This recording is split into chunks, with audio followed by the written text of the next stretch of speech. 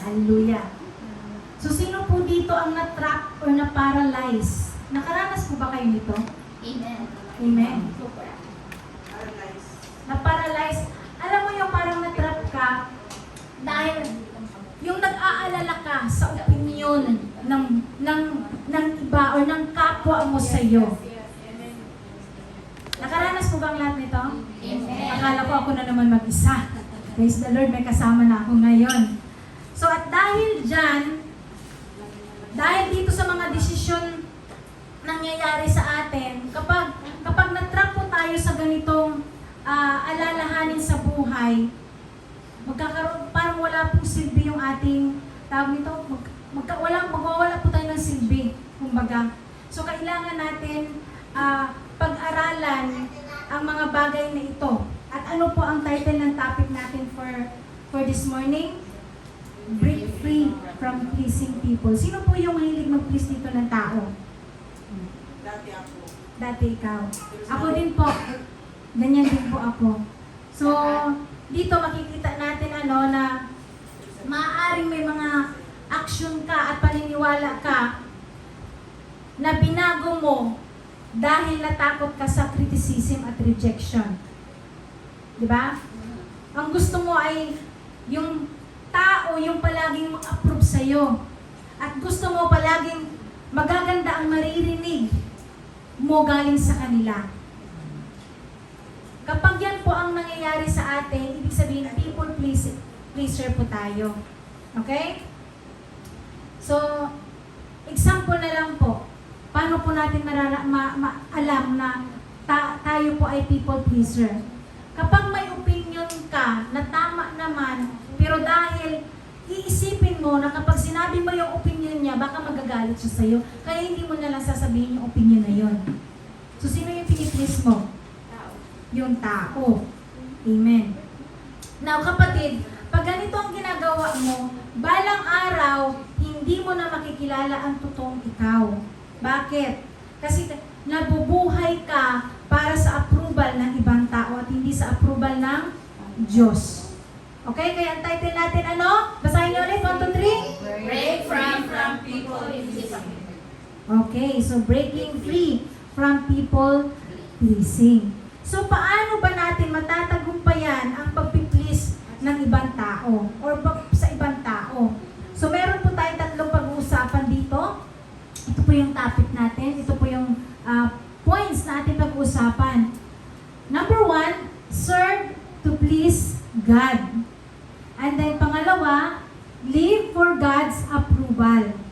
And then yung pangatlo, stand firm in your identity. Pero bago po natin pag-uusapan kung paano natin ito matatagumpayan, ay pag-usapan muna natin kung ano ba ang mga symptoms, may mga symptoms pa pala, ng people pleasing or mga people pleaser. Kaya kapatid, makinig ka, baka isa ka dito. Okay? Or baka makarelate ka din. Or baka yung katabi mo to. Sabihin mo nga sa katabi mo, ikaw ba to? Sabihin mo sa katabi mo, ikaw ata yung topic ni Pastor. Okay. Yung symptoms po, people pleasing, ito po. Number 1, you take criticism personally. Kapag ikaw ay people pleaser, pinipersonal mo ang mga comments o criticism sa'yo. Kahit alam mo na totoo naman yung sinasabi ng tao na yon, magagalit ka pa rin. At nadi-discourage ka, kumbaga. Kasi apektado ka sa mga comments nila. Minsan kahit totoo pa yan. Di ba? Pag sinabi ko kay Mayra, Mayra, payat-payat mo naman. Magagalit ba si Mayra? Ayun. Si ate, ang pantat ni Ate Dio.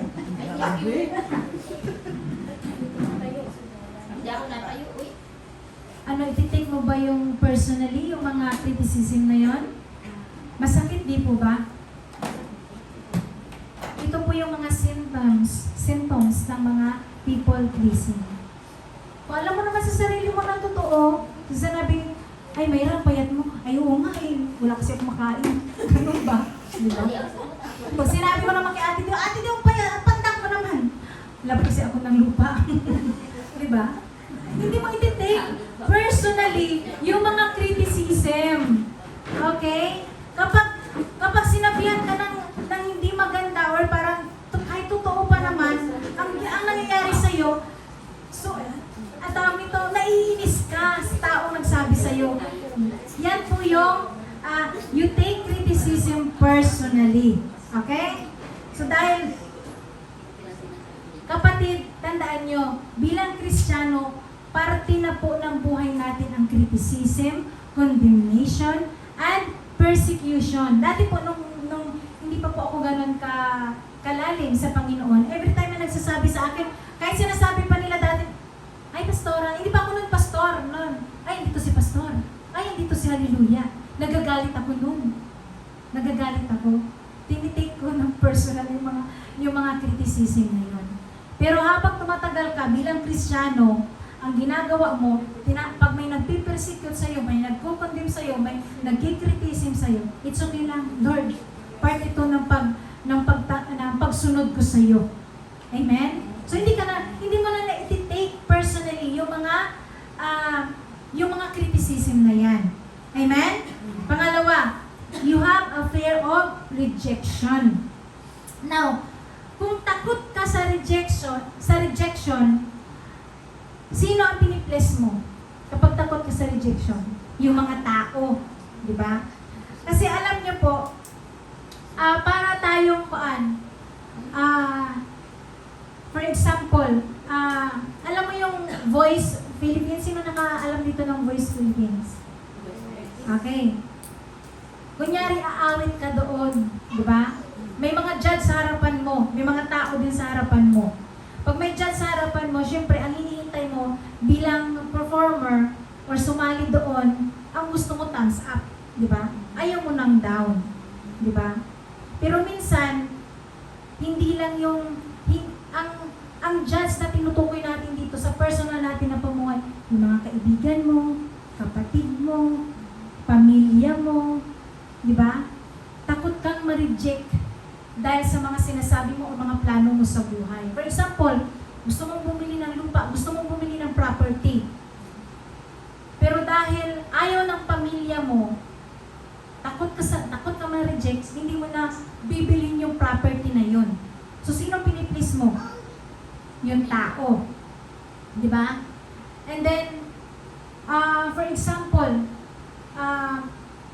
hindi ka naman, for example na lang to kunyari damit. Hindi ka naman mahilig mag-dress, di ba? Pero dahil gusto mo lang ma-please yung isang tao, susuotin mo yung dress na yon para lang ma-please sila. Kasi takot kang ma-reject, di ba? Kunyari, may isa kang kaibigan. Gusto ng kaibigan mo, pumunta kayo sa restaurant para kumain. Kahit wala kang pera, mangungutang ka para sumama lang doon, kumain sa restaurant na yun kasi takot kang ma-reject. Okay? Yan po yung mga symptoms ng mga people pleaser. Pangatlo, maraming gumagawa dito. You have a hard time saying no. That's me. Okay. So lahat pala dito, mga people pleaser. Okay.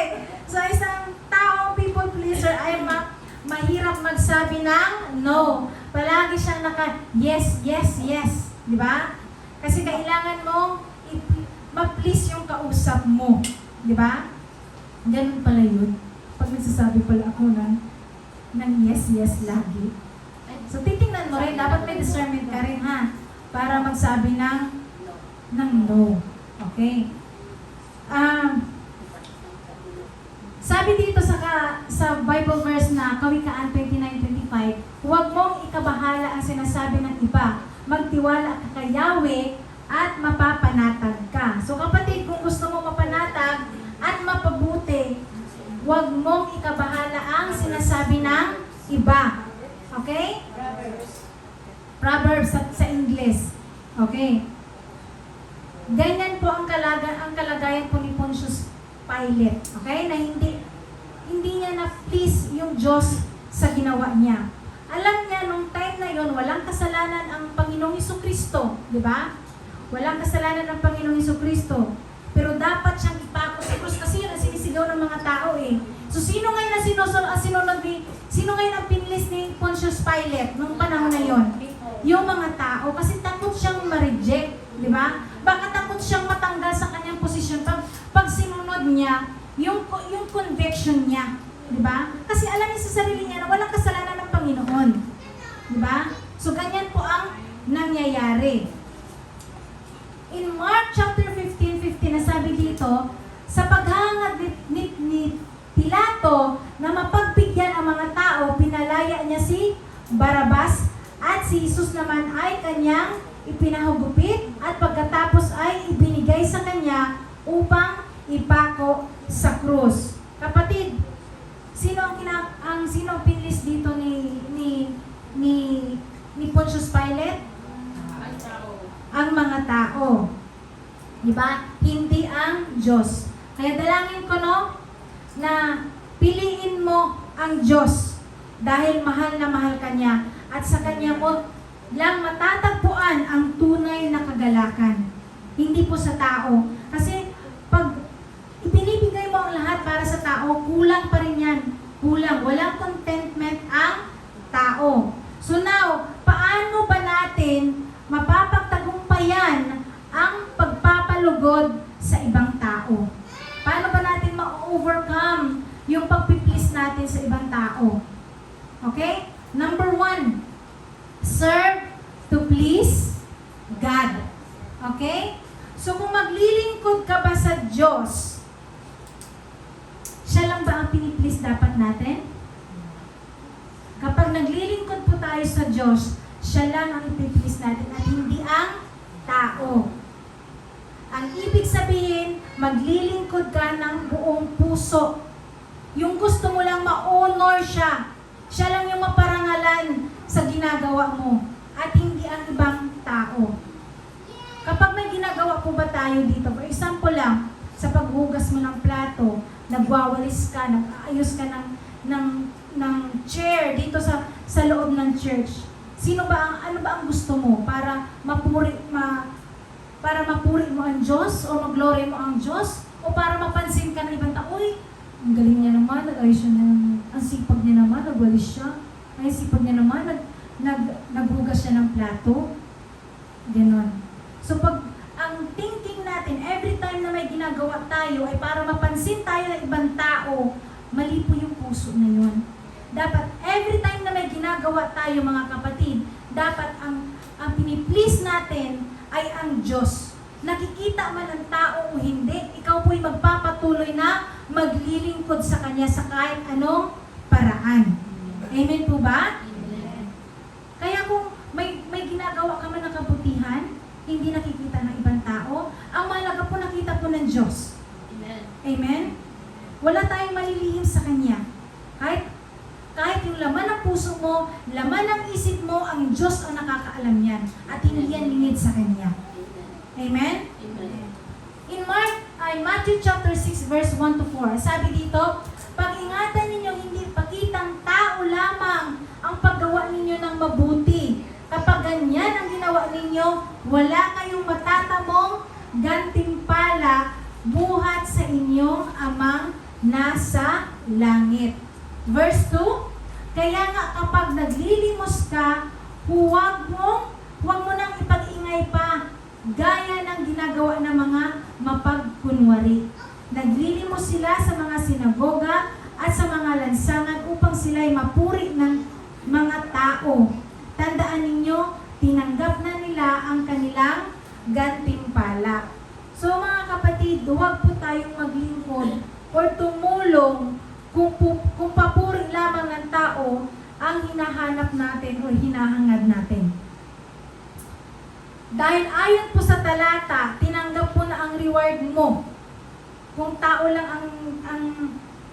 ang gusto mo, yung hinahangad mo na papurihan ka, nung sinabi na nila, ay, ang galing mo naman, ay, ang bait mo naman, natanggap mo na ang pagpupuri na yun. Kaya nga sabi din sa talata, di ba sabi sa salita ng Panginoon, kung gusto mong kung tutulong ang kabila mong kamay, huwag mo nang ipaalam sa kabilang kamay. Kung gusto mong tumulong sa isang tao, huwag mo nang ipagsabi sa kaibigan mo na, uy, alam mo, tinulungan ko siya. Kung gusto mong tumulong na ang Diyos lamang ang kalulugaran mo, sikreto na lang, kapatid. Amen. Kasi ang magbibigay sa iyo ng pagpapala, walang iba kundi ang Panginoon at hindi ang tao. Yes. Amen? Amen. 3. Sa halip, kapag naglilimos ka, huwag mo nang ipaalam ito sa pinaka-matalik mong kaibigan. Hindi ako nagsabi ha. Kanina sinasabi ko, Biblia po ang nagsabi nito. Nasusundan po ba? Amen. Amen. 4. Gawin mong lihim ang inyong panglilimos at ang iyong ama na nakakakita ng kabutihan ginagawa mo ng lihim ang siyang magbibigay ng gantimpala sa iyo. So kapatid, nasa iyo na lang po yan. Ano po yung gusto mo? Sino po yung magbibigay sa iyo ng pagpapala sa ginagawa mo ng kabutihan? Ang Diyos po ba o yung tao? Sino po? Si Lord. Of course, gusto natin si Lord ang magbibigay sa atin ng gantimpala. Kasi pag si Lord ang magbibigay sa atin ng gantimpala, apaw-apaw po yan. Umaapaw yung gantimpala na ibibigay sa atin ng Panginoon. Kaya huwag tayong maglingkod o tumulong kung papuri lamang ang ng tao ang hinahanap natin or gusto natin. Huwag tayong maglingkod o gumawa ng mabuti para palakpakan ng tao. Kung ganito po yung ugali natin, yung nagiging masaya ka dahil sa papuri ng iba, hindi yan yung tunay na saya, kapatid. One day, mapipressure ka na mag-perform na mas madami pang kabutihan para lang purihin ka ng ibang tao. At kapag naubusan ka na mababurn out ka dyan. Pero sa Panginoon, hindi. Every time na may ginagawa ka para sa Panginoon, hindi ka mababurn out. Bakit? Kasi naramdaman mo yung pagmamahal niya at sa ginagawa mo, binabalik mo, or Lord, ito yung patunay, kumbaga, sa natanggap mo ng pagmamahal sa Kanya. Ginagawa mo na yung mga bagay na may pagmamahal para sa Kanya. Hindi yung ginagawa mo yung mga bagay na ito para purihin ka ng kapatid mo, purihin ka ng mga kaibigan mo. Sabi nga dito, one of the greatest reward that we ever receive for serving God is the permission to do still more for Him. So, ibig sabihin nito, ang totoong reward na matatanggap natin ay yung binigyan ka pa ng privilege ulit na mag-serve sa Diyos. Kapag may ginawa ka, nakaluburan mo ang Panginoon, may ibibigay pa siya ulit na another pa. That's a privilege. Na ikaw yung naging daluyan ng Panginoon upang tumulong sa kapwa mo. Sino po yung, sa tingin nyo, ano po yung pinakamasarap? Yung makatanggap o makatulong? Makatulong. Yan po yung pinakamasarap na pakiramdam na naging daluyan ka ng Diyos na makatulong sa iba, sa kapwa mo. Amen? Amen. In Mark chapter 10 verse 45, sabi dito, sapagkat ang anak ng tao ay naparito hindi upang paglingkuran kundi upang maglingkod at upang mag-alay ng kanyang buhay para sa ikatutubos ng marami. So ang totoong paglilingkod, ang mindset pala nito ay maglilingkod at hindi paglilingkuran. Ano yung ginawa ng Panginoong Jesucristo dito? Siya yung hari ng hari. Di ba? Siya yung Lord of Lord ng langit. Pero bumaba siya dito sa lupa, hindi para paglingkuran, kundi para maglingkod. So as a follower of Jesus Christ, ganon din po yung dapat nating gawin. Hindi tayo naririto para paglingkuran, kundi tayo ay maglilingkod. Amen. Amen po ba? Amen. Pwede naman sabihin ng Panginoon, Diyos na ako, maganda na yung sitwasyon ko dito, bakit pa ako bababa? Eh yung mga tao naman, matitigas sa ulo, hindi naman sumusunod. Pero bakit ginawa ng Panginoong Jesucristo yon na bumaba sa lupa? Para maranasan natin ang salvation. Amen po ba? Amen. Kapatid, serve to please God. Ang ibig sabihin ay kapag meron taong hindi sumusunod sa iyo, huwag ka pong ma-high blood. Okay? Bakit? Bakit hindi tayo ma-high blood kung hindi susunod sa iyo? Kung ayaw niya sumunod sa iyo, hindi ka sumunod sa kanya. Or may sinabihan ka na kapatid, o kapatid, hugasan mo namin yung plato. Huwag kang ma-high blood. Kung hindi niya ginawa, edi ikaw na lang maghugas. Hindi po ba? Amen. Sinabi na asawa mo, Han, magsaing ka naman. Ngayon, gutom na gutom ka, hindi pa nagkapagsaing, ano mangyari? Pwede mag-away. Di ba? So, anong gagawin po natin? Ikaw na lang magsaing. Ikaw na lang mag-serve. Para maranasan ng tao na yan na sa kabila na hindi niya deserve, pero pinaglilingkuran mo pa rin siya. Malay mo, magbago siya, di ba? Yes. Amen. Sinabi mo doon sa kaibigan mo na, uy, kapatid, hugasan mo naman yung plato, hindi siya naghugas, ikaw naghugas. Malay mo, may conviction yun sa ng banal na espiritu sa kanya. Ay, next time, pag sinabihan niya ako, kailangan ko nang gawin. Huwag ko na ipagpaliban. Di ba? Hindi natin alam kung paano kumilos ang Panginoon sa buhay ng bawat isa. Relate po ba, Mayra? Amen. Tinamaan. Lagi po natin tandaan, as a follower of Jesus Christ, His life is a good example for us na hindi tayo paglilingkuran, kundi tayo ang maglingkod sa maliit na bagay. Pagbuksan mo lang ng pinto yung kasama mo, paglilingkod na po yan. Bigyan mo lang siya ng upuan, paglilingkod na po yan. Pero kung ang ginagawa mo, yung motives mo ay para magpakita ng tulong sa Kanya, o yung motives mo ay para mag-glorify ang Panginoon sa ginagawa mo, that's serving, mga kapatid. Amen. Maliit man na bagay yan. Amen po ba? Amen. Kahit ipaglaba mo yung kapatid mo may sakit, ipagluto mo siya. That's serving. Hindi lang po dito sa pagtayo sa pulpito ang pagsiserve. Minsan nagsisimula po yan sa maliit na bagay. Amen? Yes. Amen.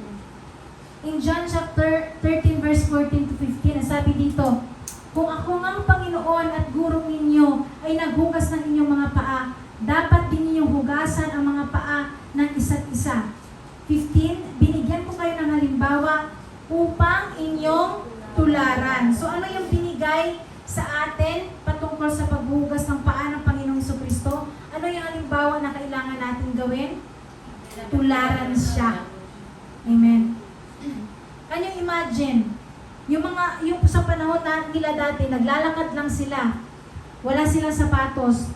At yung panahon nila, wala pang, hindi pa simentado yung daan. So yung daan nila maalikabok. Bago po nangyari, last summer po ito, bago po ito yung huling hapunan. Bago po nangyari ang huling hapunan, ganito po ang ginawa ng Panginoong Jesucristo. Hinugasan po niya ang paa ng mga alagad niya. Madumi po yun. Puro alikabok yung paa ng mga alagad. Pero ang Panginoon hindi nagdalawang isip na hugasan yung paa ng 12 disciple. Kasama na dun si Judas. Sino si Judas? Nagkalulu sa kanya. Diba? Can you imagine that? Yung taong alam ng Panginoon na magiging dahilan upang siya ipako, hinugasan pa rin niya. Anong pagpapakita dito? Anong karakter na meron ng Panginoon dito? Humility. Pagpapakumbaba. Amen? Amen. Ganyan po yung dapat nating tularan. Okay? Hindi po natin kailangan ng posisyon na mataas para lang maglingkod o kailangan laging nakikita sa harap ng entablado. Pwede po tayong mag-volunteer sa pagwawalis ng church. Pwede po tayong mag-arrange ng mga upuan, tumulong na magligpit. Kung hindi na po kaya ng ating mga kapatid, sa maliit lang po na bagay, gaya na po na sinasabi ko, ay isang paglilingkod na po yun. At lagi niyo pong tandaan, lahat ng ginagawa niyo ay hindi dapat yung credit ay sa inyo para mapurihan kayo. Amen po ba? Amen. Kaya ano yung title natin? Break free from people feelings. Okay. Hindi kaya bigkasin ni Juday. Juday, bigyan kita ng pagkakataon. Ano yung title, Juday? Break free from people pleasing. Nabubulol ka? Opo. Okay. Ako din eh. Okay, so mga kapatid, serve to please God. Para ma-overcome natin yung puso natin na people pleaser. Okay? Kasi lahat tayo, alam ko, merong ganyan. Kaya pagtatagumpayan natin ito, sabay-sabay natin itong i-apply sa ating mga buhay kung ano yung natutunan natin. Okay? Amen. Maglingkod ka para sa Panginoon. Maglingkod ka para i-glorify ang Diyos. Huwag mong isipin, huwag mong hangarin na ikaw ay paglilingkuran. Amen po ba? Amen. Even po si Pablo, ang sabi po ni Pablo dito, in 1 Thessalonians chapter 2, verse 4 to 6, sapagkat minarapat ng Diyos na ipagkatiwala sa amin ang magandang balita, nangaral kami hindi upang bigyan ng kasiyahan ng tao, kundi ang Diyos na sumisiyasat ng ating puso. So ano yung pinagkatiwala kay Pablo ng Diyos? Ang magandang balita ng kaligtasan. Kung ikaw ay naligtas ng Diyos, ikaw din po ay pinagkatiwalaan niya ng mabuting balita na ihayag po sa kapwa mo. Ano po yung lagi ko sinasabi? Hindi ka naligtas para umupo.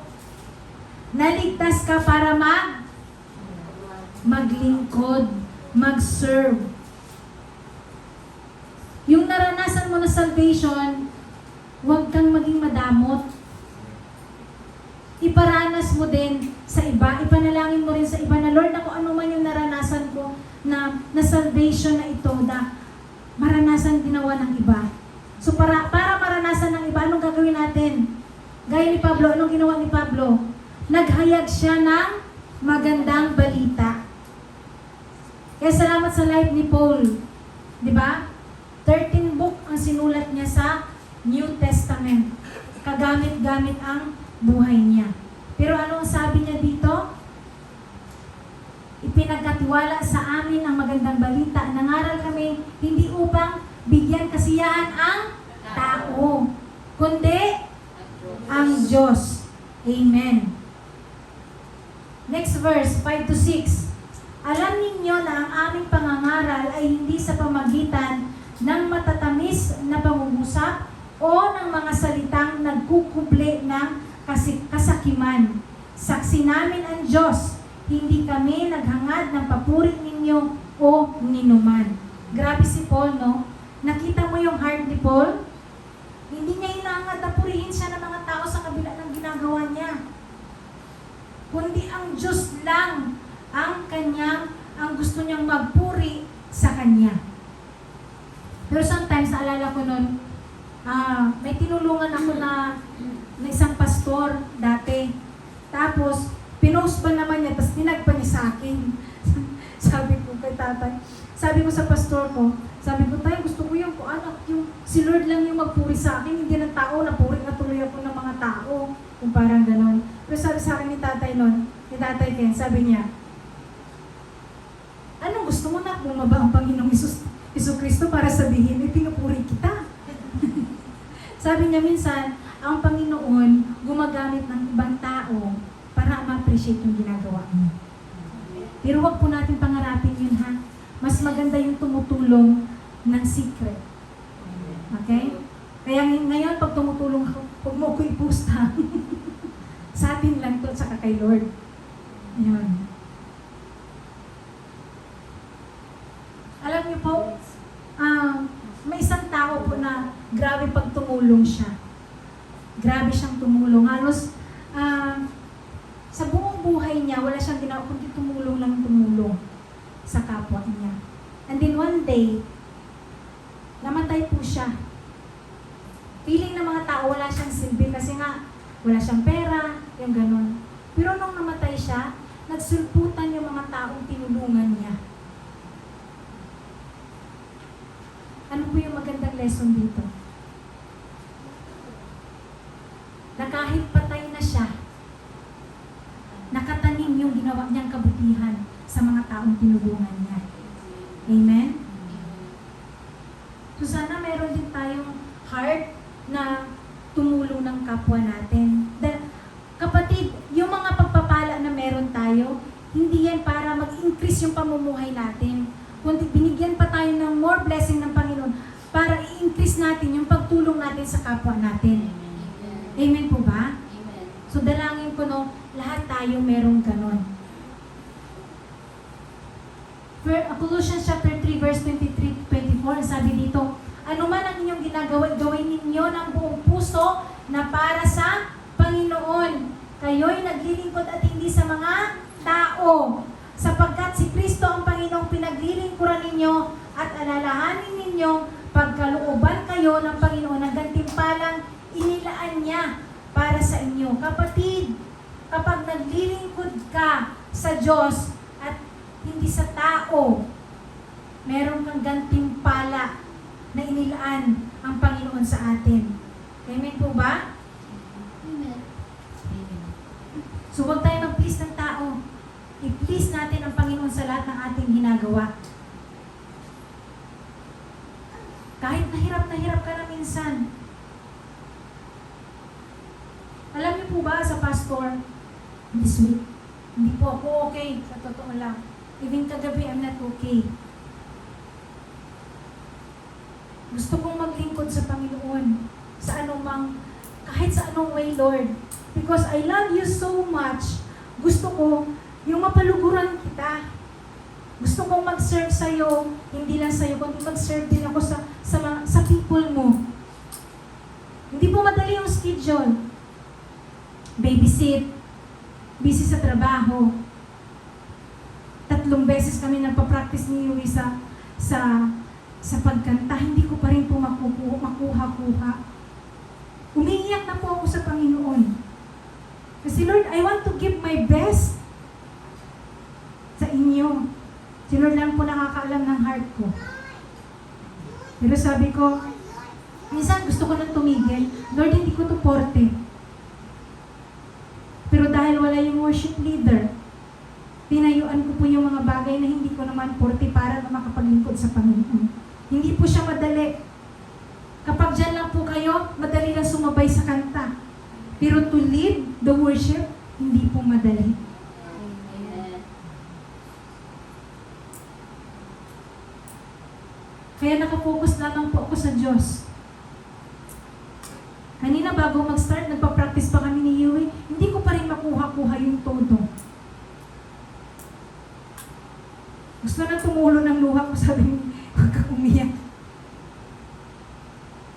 Alam niyo po yung heart na dahil sa kabutihan ng Panginoon, gusto mo siyang magpaglingkuran sa kahit anong paraan.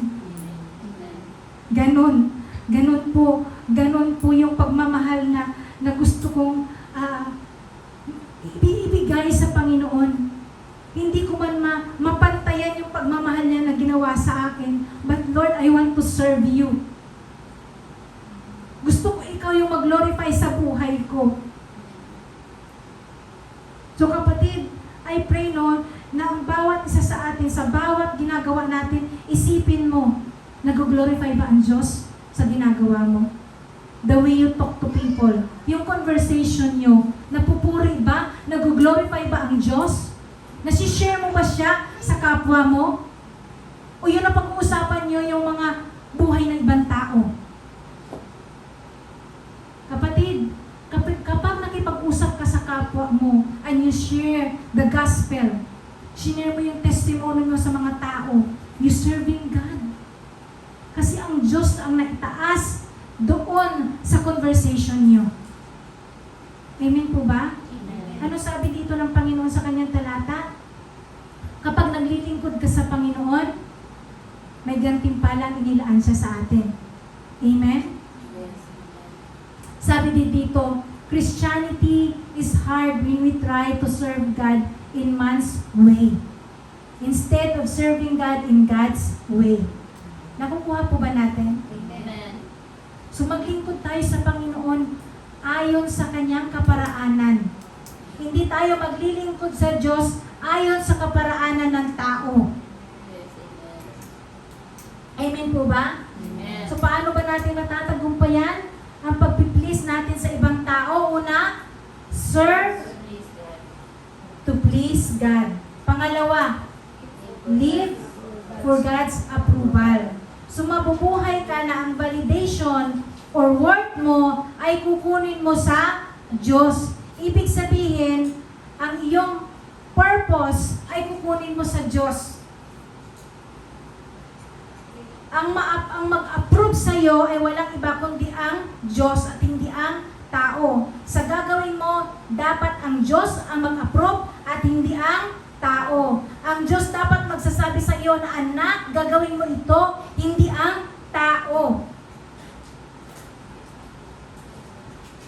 Ang ibig sabihin po nito, kung tanggap ka ng Panginoong Jesucristo,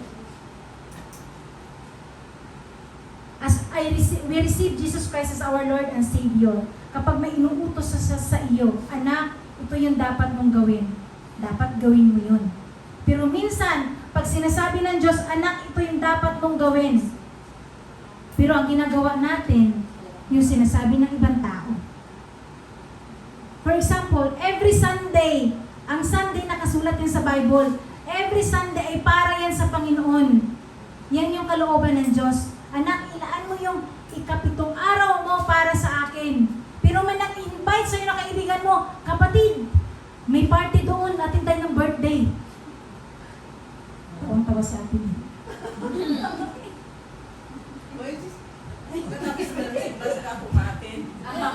Ayun. Okay naman yun. At least nauna ang Panginoon. Pero to the point na hindi ka na nagsimba para umattend ng birthday. Sinong approval ang sinunod mo? Sinong approval? Tao. Yung party hanggang gabi yan, hanggang mamaya pa yan. Yung umaga mo, ibigay mo sa Panginoon. Amen? Kaya mabuhay ka na sa approval lang ng Panginoon, dapat, yung mga ginagawa mo dapat approval lang ng Diyos. Amen? Hindi naman ikaw pinagsabihan ng Panginoon na huwag ka nang umatin dyan sa party. Ang sabi lang ng Panginoon, unahin mo ako, anak. Yes. I-prioritize natin siya. Di ba?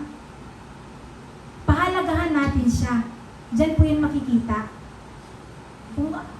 Kung sino po ang mahalaga sa atin, yun po ang sinusunod natin. So ngayon, naririto kayo. Walang nagsabi sa inyo na pumunta kayo. Pinakita nyo na pinahalagahan nyo ang Diyos. Amen. Amen? Amen. At hindi ang tao. So praise the Lord kasi si Ate Lynn, atin siya mamaya after pa ng church. Birthday ka ba na pupunta natin? So na-prioritize niya pa rin ang Panginoon kasi nauna siya, inuna niya ang Diyos. Amen. Diba? So palakpakan na natin ang buhay. Si Lord sa buhay natin. So huwag po natin kalimutan na maglaan ng oras para sa Panginoon. Amen po ba? Amen. In 1 Corinthians chapter 4 verse 2 to 4, sabi dito, katiwalay kailangan maging tapat sa kanyang Panginoon. Walang anuman sa akin kung ako'y hatulan ninyo o ng alinman, hukuman ng tao, ako man ay hindi humahatol sa aking sarili. So sinong sumulat dito ng Korinto? Si Paul. Okay? Anong sabi dito ni Paul? Kahit husgahan siya ng mga tao, anong gagawin niya? Kahit husgahan siya ng mga tao, walang anuman ito sa akin. Kung hahatulan ako ng mga sinasabi ng ibang tao, ang mahalaga sa akin ay ang Diyos. Amen? Kung ano man ang iniisip sa kanya ng ibang tao, wala siyang pakialam. pakialam. Alam niyo po si Paul, marami po siyang churches na tinanim sa iba't ibang mga lugar. Di ba? Ang iba po sa kanila, against pa sa kanya. Marami siyang pinagdaanan, pero wala siyang pakialam sa sasabihin ng ibang tao. Bagkus, nagpatuloy siya kasi nagsiserve siya kay Lord at ang approval lamang ng Panginoon ang kanya sinusunod at hindi ang tao. Amen po ba? In next verse, malinis ang aking budhi, subalit hindi iyon katibayan ng aking walang kasalanan. Ang Panginoon ang humatol sa akin. So sabi dito, bakit ba hindi niya binibigyan halaga ang mga opinion o approval ng ibang tao? Kasi para sa kanya, ay iisa lang ang mahalaga sa kanya. Kung ano ang opinion ng Diyos. Kapatid, para kanino ka nabubuhay? Para sa tao o para sa Diyos? Check your heart. Na-realize ko na normal lamang sa atin ang maghanap po ng approval ng tao. Amen po ba? Pero ang hindi normal ay yung sobrang paghahangad nito na hindi na nakaka-glorify sa Diyos. Ang hindi normal ay mas kinukonsider na natin ang approval ng tao kaysa approval ng Diyos. Pero para kay Pablo, hindi siya matitinag kahit sinisiraan siya.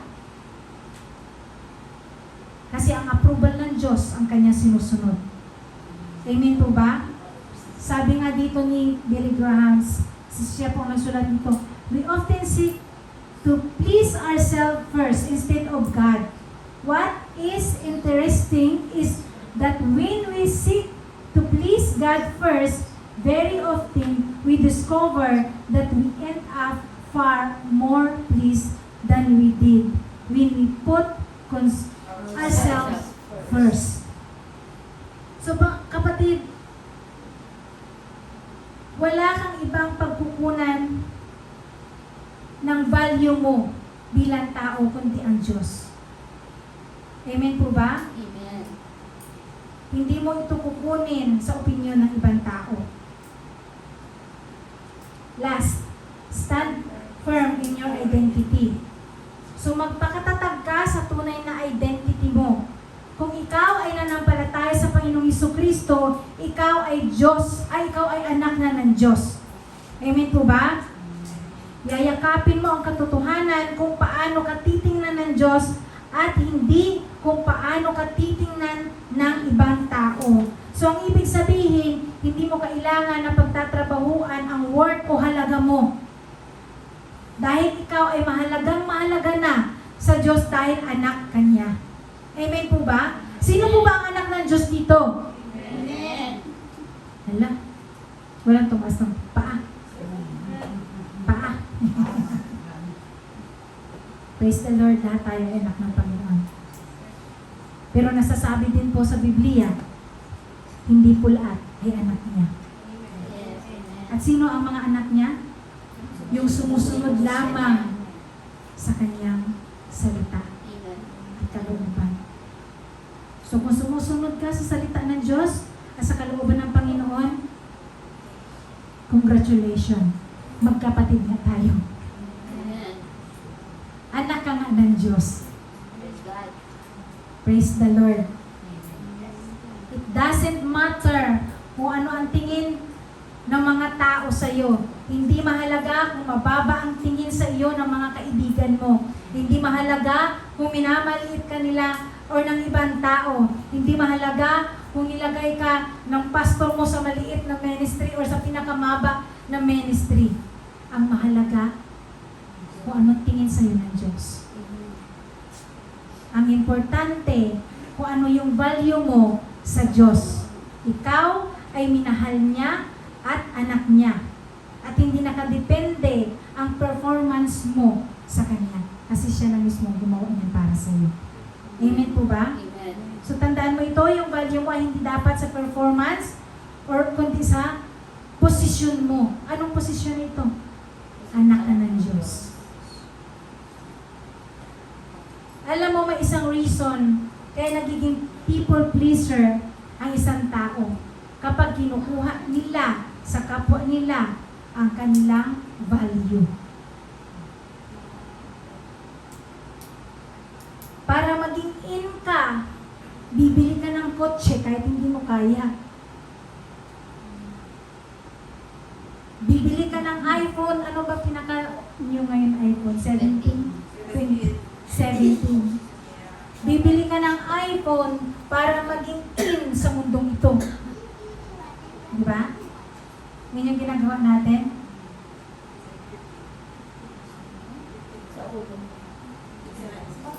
Kapatid,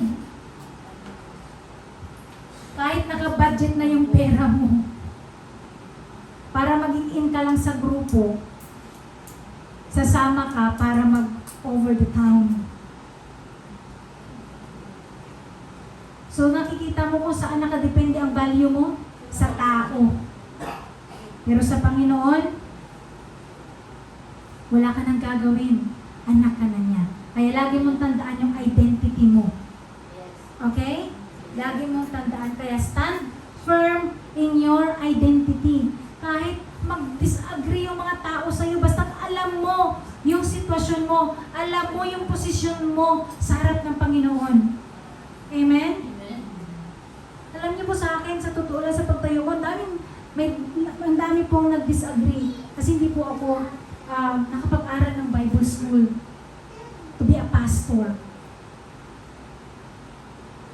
Pero ang pinapakinggan ko, sabi ko nga, nagpa-counsel po ako sa pinaka-head ng Journey Church Philippines this week. Nasabi niya sa akin, isa sa mga payo niya, anak, hindi mahalaga kung anong sinabi ko, hindi mahalaga kung anong sinabi ng pastor mo, ni Tatay Ken mo, hindi mahalaga kung anong sinabi ni Pastor Tatay Dennis mo, ang mahalaga kung anong sinasabi sa iyo ng Panginoon, yun ang gawin mo. Amen. Huwag kang dumipende sa sasabihin ng ibang tao. Kapag sinabi ng mga tao na, ay, hindi naman yan equipped to be pastor, tinawag ako ng Panginoon to equip, para siya ang mag-equip sa akin. Amen po ba? Through my experience in this church, marami po ako natutunan. Kaya kapatid, lagi kayo mag-focus sa Diyos. Lagi kayong mag-focus doon sa Kanya. Kasi kahit pastor po ako, nagkakamali din po ako sa mga desisyon sa buhay. May mga ugali din po ako na hindi kalugod-lugod sa Panginoon, na patuloy na tinatapyas ng Panginoon para magkaroon ako ng Christ-like character. Kaya every time na nakita niyo ako nagkamali, huwag kayong ma-disappoint. Tumingin kayo doon. Kasi doon, kapag doon kayo tumingin, hindi kayo madi-disappoint. Amen. Ginagamit lamang ako ng Panginoon upang maging vessel niya ng salita niya. Yes. Amen po ba? Amen. Baguhan lang po ako. Pero naniniwala ako, every time I stand here sa harapan niyo, hindi ito dahil sa kakayahan ko, kundi dahil sa kapangyarihan ng banal na Espiritu. Amen. Amen po ba? Yes. Kaya every time na mayroon kayong gagawin, it doesn't matter kung ano sasabihin ng ibang tao. Ang mahalaga kung anong sinasabi sa iyo ng Diyos. Mahalaga kung ano yung identity mo sa harapan ng Panginoon. Amen. Kapatid, as a follower of Christ, sabi niya sa kanyang salita, kapag sinunod natin siya, magdi-disagree ang mundo sa iyo.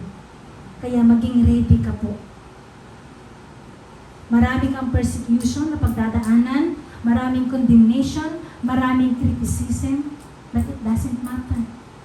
Kasi hindi yan ang tingin sa iyo ng Diyos. Amen? Amen, Ale? Ang mahalaga yung tingin sa iyo ng Diyos. Amen po ba? Kaya ang dalangin ko para mas lalo natin malaman kung ano yung identity natin sa harapan ng Panginoon. Please, lagi ko ito sinasabi. Ano yon? Lagi ko itong nire-remind sa inyo. Para malaman nyo kung ano talaga yung identity nyo sa harapan ng Panginoon. Dapat, anong gagawin nyo? Magbasa kayo ng Bible. Para makilala mo yung Diyos na sinasamba mo. Para kung alam mo at kilala mo kung sino yung Ama mo. At kung ano ka sa Kanya. Amen po ba? po lalalim sa iyong pananampalataya, kapatid. Kapag hindi po tayo naglaan ng oras to read our Bible. Gusto niyo pong lumago? Sinong gustong lumago dito spiritually? Lahat tayo, di po ba? Example lamang po. Kapag ang isang sanggol, pinatitig mo lang ng isang beses sa isang araw, anong mangyayari? Araw sa atin. Mag-malnourish. Pwede rin mamatay. Di ba? Lalo na pag bagong panganak, ang padete niya sa kanila every 3 hours. Or every 4 hours. Every 4 hours ang padete sa kanila. Kapag ang bagong panganak, isang beses lang dumedi sa isang araw, hindi lang malnourish ang kanyang mangyayari sa kanya, baka mamamatay din po siya. So as beginner, na bilang Kristiyano, kapag hindi ka kumakain ng salita ng Panginoon, ano mangyayari sa'yo? Mag-grow ka ba spiritually? No. Ano mangyayari? Baka malnourish ka. Kaya lagi ko itong sinasabi sa inyo. Read your Bible, kapatid, para mas lalo mo maunawaan yung salita niya. Para mas lalo mo maunawaan kung sino talaga ang Diyos na sinasamba mo. Kasi sometimes, aminin man natin o hindi, mas sinasamba pa natin ang sarili natin kaysa Diyos. Mas sinusunod pa natin ang kagustuhan natin kaysa kagustuhan ng Diyos. Kapag nangyari po ang mga bagay na ito, sino po ang Diyos natin? Tayo. Hindi na siya. Bakit? Wala kayong guidance eh.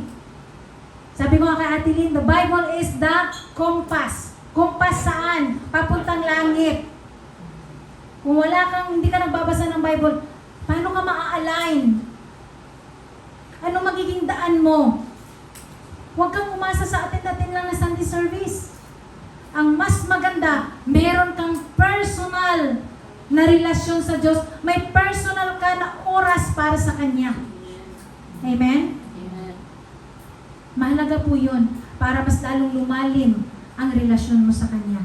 Kaya manalangin ka lagi, magbasa ka ng Kanyang salita.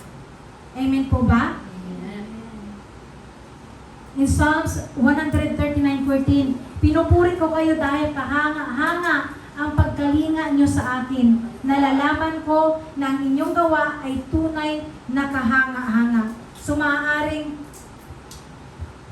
makita mo dyan sa sarili mo, maitim ka, brown ka.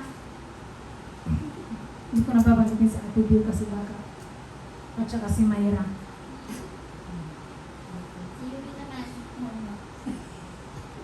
Hindi sino pa ba po? Si Iboy naman. Kunyari, mataba ka. Hindi mataba. Malaki lang katawan, Iboy. Malaki yung katawan mo. Sige, si Yui na rin. Brown si Yui. Di ba? Ipinanganak na walang talent. Kumbaga, kapatid, hindi po nagkamali ang Diyos. Talagang kinreate ka niya ng ganyan. Pero minsan, sa pag-aabuso natin, pero si Yui talagang ganyan na yung kanyang kulay. Hindi niya, kumbaga ganyan na siya. Ha? Si Yui kailangan talaga mag-diet. Pero kung makikita po natin, dahil ang nanay niya ay ganyan din, ibig sabihin sa genes na nila yan. God created them like that. Okay? So dahil mataba siya, ay, ang taba niya. No, gawa yan ng Diyos. Amen. Pag sinabi ko, ay, pwede mahirap. Gawa yan ng Panginoon. Kapag ganun po ang reaksyon natin, parang ginadjudge naman natin yung ginagawa ng Panginoon. Hindi po ba? Galatians chapter 1 verse 10, huwag ninyong isipin na ang nais ko ay malugod sa akin ng tao. Hindi ang nais ko ay malugod sa akin, kundi ang nais ko ay malugod sa akin ang Diyos. Kung ang ikalulugod ng tao ang hinahanap ko, hindi ako tunay na lingkod ng Panginoon. Bakit si Pablo po hindi nahuhulog sa patibong ng people pleasing? Kasi ayon sa talata at ang sabi niya, ang nais ko ay ang manugod sa akin ang Diyos. Ang piniplis ni Pablo ay ang Diyos, hindi sa mga tao. Amen po ba? Amen.